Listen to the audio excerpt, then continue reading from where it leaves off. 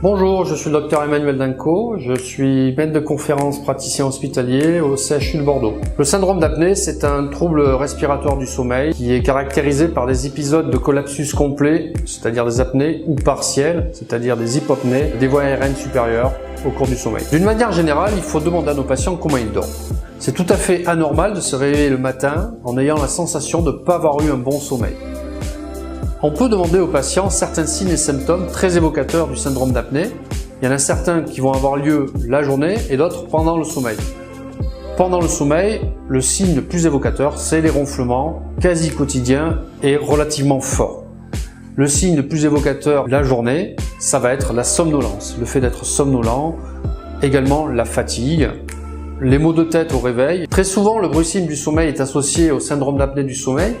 Et au final, en prenant en charge ce trouble respiratoire du sommeil, on améliore les conditions du bruxisme. Si vous suspectez un bruxisme du sommeil chez votre patient et que vous mettez une orthèse classique, attention à faire en sorte que ce patient n'ait pas le syndrome d'apnée parce qu'il y a un risque de l'aggraver. Alors que si le patient a un syndrome d'apnée, le fait de mettre une orthèse d'avancée mandibulaire, vous ne pourrez qu'améliorer le bruxisme du sommeil. Le syndrome d'apnée, d'une manière générale, il concerne environ 12% des hommes et un peu moins 6% de femmes. Les enfants peuvent également être touchés et il est fondamental de les dépister. Alors les signes et symptômes associés au syndrome d'apnée chez l'enfant, ils sont un tout petit peu différents de celui de l'adulte. Un enfant qui va avoir un syndrome d'apnée, il va avoir tendance, lui, à ne pas être somnolent, mais au contraire être un petit peu hyperactif.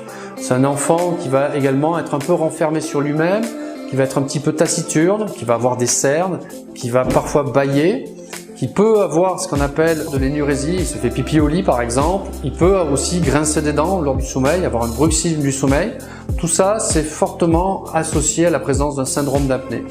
Chez un enfant, un seul épisode d'apnée ou d'hypopnée par heure est considéré comme un syndrome d'apnée. C'est donc fondamental que vous sachiez dépister un syndrome d'apnée, c'est tout à fait simple, et ensuite que vous l'adressiez à un médecin du sommeil.